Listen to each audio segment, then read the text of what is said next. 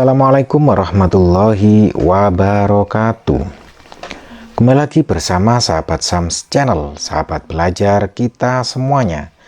Pada kesempatan ini kita akan kembali membahas soal-soal asesmen sumatif akhir semester 1 pada mata pelajaran Bahasa Indonesia kelas 5 tingkat sekolah dasar atau Madrasah Ibtidaiyah. Dan pada kesempatan ini yang akan kita bahas adalah bagian kedua, yaitu soal jawaban singkat dan uraian. Dan untuk pembahasan bagian pilihan ganda, kalian bisa melihatnya pada konten sebelumnya atau pada video sebelumnya. Semoga video ini bermanfaat buat kalian semuanya, sehingga prestasi kalian semakin meningkat. Dan bagi kalian yang baru menemukan channel ini, jangan lupa untuk like, subscribe, dan nyalakan loncengnya, serta bisa kalian bagikan kepada teman-teman kalian semuanya, agar video ini semakin bermanfaat. Baik, langsung saja kita mulai dari soal yang pertama. Dinar merupakan anak yang rajin. Kata sifat dalam kalimat tersebut adalah, ya anak-anak semuanya, di sini Dinar itu anak yang rajin. Jadi sifat Dinar adalah rajin, anak-anak ya. Sehingga di sini jawabannya untuk soal nomor 1, yaitu kata sifatnya adalah rajin, anak-anak ya. Nah, begitu. Selanjutnya soal nomor 2, anak-anak semuanya. Dia anak yang pendiam. Makna imbuhan be pada kalimat tersebut adalah, ya di sini kata pendiam itu makna imbuhan be pada kalimat tersebut adalah orang yang memiliki sifat pendiam. Jadi jawabannya di sini saya ketik anak-anak semuanya bahwa ya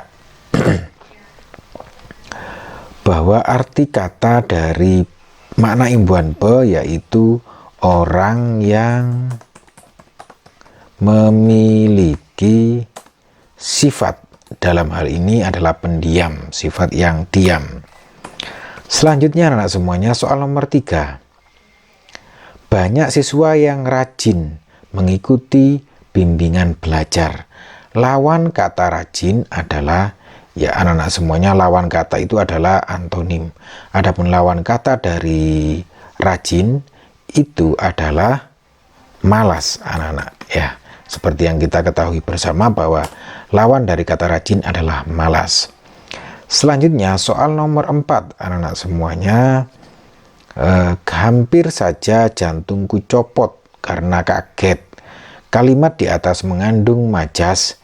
Ya anak-anak semuanya, di sini jantungku copot. Nah ini berlebihan, terkesan berlebihan hingga jantungnya seolah-olah copot. Nah, seperti itu karena kaget. Lah ini menunjukkan majas hiperbola, anak-anak ya. Sehingga jawabannya adalah majas hiperbola. Nah itu. Soal nomor 5, anak-anak semuanya. Ide pokok dalam sebuah paragraf tersurat pada kalimat utama yang biasanya terletak pada bagian, ya anak-anak semuanya, ide pokok dalam sebuah paragraf tersurat pada kalimat utama itu biasanya ada terletak, bisa ada pada bagian awal, anak-anak ya, bagian awal, ada yang bagian akhir, atau juga bagian awal dan akhir paragraf. Begitu anak-anak. Selanjutnya anak-anak semuanya, kita ke soal nomor 6. Ya. Ide pokok dalam sebuah paragraf pada kalimat utama. Oh ya, nomor 6 ya. Mohon maaf ini kurang fokus. Nomor 6, Pak Joni selalu bekerja keras untuk menghidupi keluarganya. Hujan dan panas tidak dapat menghalanginya untuk bekerja. Idiom yang sesuai ilustrasi di atas adalah, ya anak-anak semuanya, di sini bisa kita lihat Hujan dan panas tidak dapat menghalanginya. Pak Joni selalu bekerja keras untuk menghidupi keluarganya.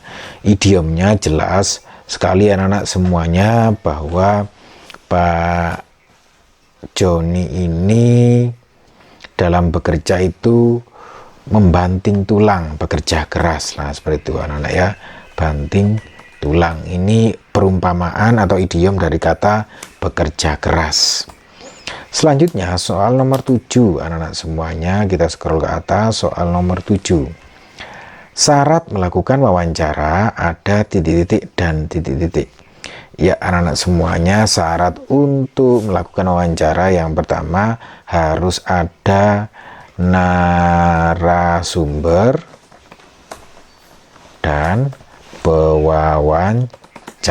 Itu anak-anak ya, syarat dari wawancara harus ada narasumber dan pewawancara.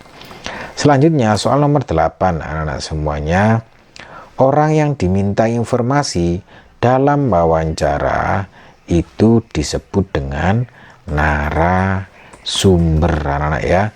Orang yang dimintai, bentar dulu, informasi ya, orang yang dimintai informasi dalam wawancara itu disebut dengan narasumber ini anak ya.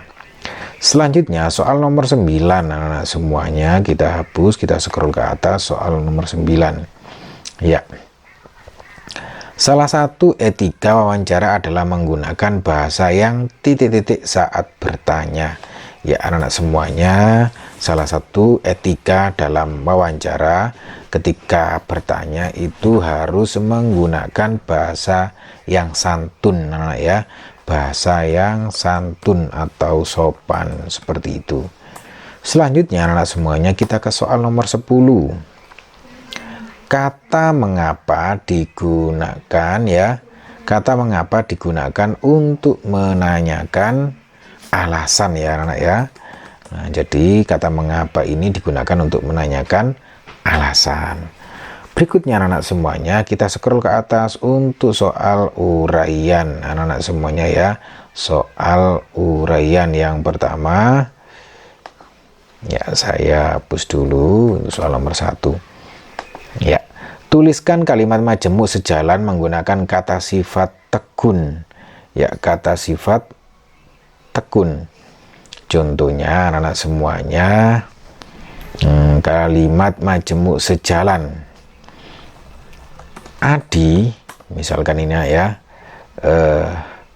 merupakan pengusaha yang bekerja keras dan tekun. Lah, ini contoh dari kalimat majemuk sejalan dengan menggunakan kata tekun. Nah, itu anak-anak ya. Berikutnya soal nomor 2. Apa perbedaan antara kalimat langsung dan kalimat tidak langsung? Ya anak-anak semuanya, perbedaannya untuk kalimat langsung adalah sebuah kalimat yang merupakan hasil kutipan langsung dari pembicaraan seseorang seperti yang diucapkan.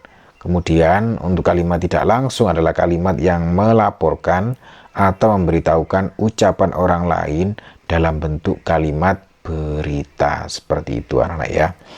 Jika kita tulis berarti seperti ini anak-anak ya. Kalimat langsung, oke, kalimat langsung adalah sebuah kalimat yang merupakan hasil kutipan langsung dari pembicaraan seseorang seperti yang diucapkan anak ya, seperti yang diucapkan. Sedangkan kalimat tidak langsung adalah kalimat yang melaporkan,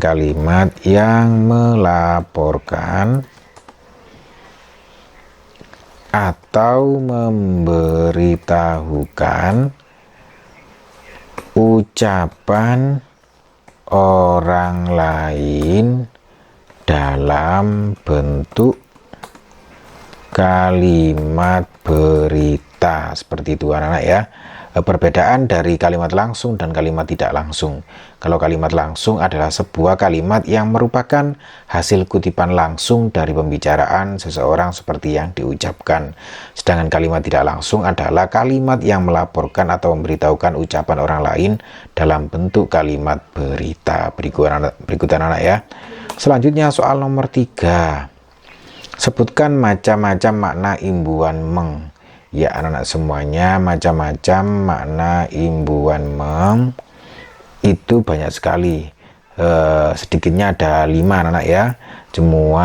Cuman kita tulis 3 saja, bahwa arti dari imbuhan meng itu yang pertama, melakukan tindakan atau pekerjaan yang dinyatakan oleh kata dasar, misalkan memasak dan membaca.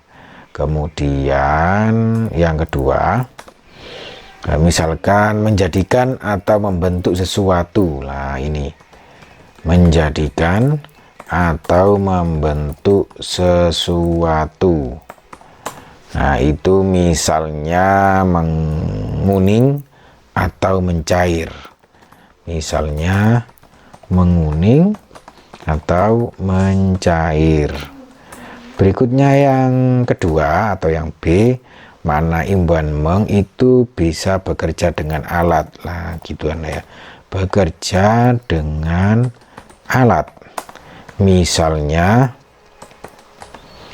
menggunting dan mengunci lah. Menggunting dan mengunci. Jadi menggunting itu awalan me yang artinya bekerja dengan alat. Alat ini berarti gunting. Kalau mengunci berarti alatnya adalah kunci. Seperti itu. Berikutnya yang ketiga anak semuanya, menuju ke suatu tempat. Nah ini arti dari imbuhan meng yang ketiga. Nah ini misalnya menjauh dan mendekat. Lah ini arti imbuhan meng yang artinya menuju ke suatu tempat. Nah itu saja anak-anak semuanya ya, kita tulis 3 saja. Kemudian anak semuanya kita scroll ke atas untuk soal nomor 4. Ya soal nomor 4 anak-anak semuanya, kita lihat di sini. Perhatikan kalimat berikut. Ada atur volume dengan memutar tombol volume, 2 putarlah tombol pencari gelombang, 3 putar atau tekan tombol power, 4 berhentilah memutar tombol setelah menemukan gelombang radio yang diinginkan, 5 jika ingin berpindah gelombang putarlah tombol pencari gelombang ke kiri atau ke kanan. Ya anak-anak semuanya, kita lihat di sini untuk mengurut menjadi petunjuk yang tepat dalam menyalakan radio. Kita lihat di sini yang jelas, yang pertama di sini harus kita menghidupkan radio terlebih dahulu. Adapun yang menghidupkan radio terlebih dahulu adalah yang nomor 3. Jadi di sini saya jawab di sini saja 3. Kemudian berikutnya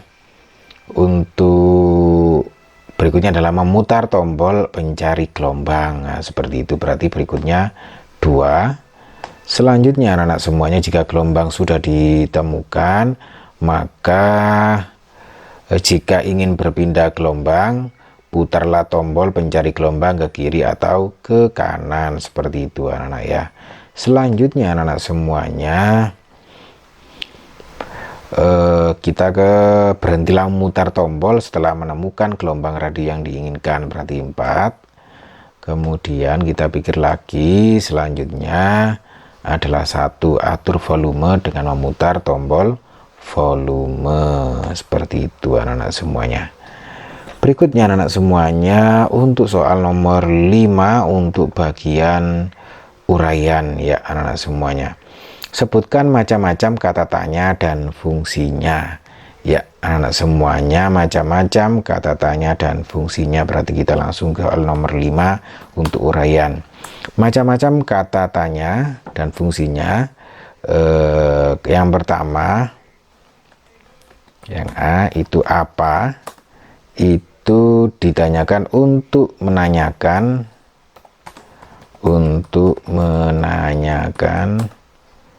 suatu hal, anak-anak ya.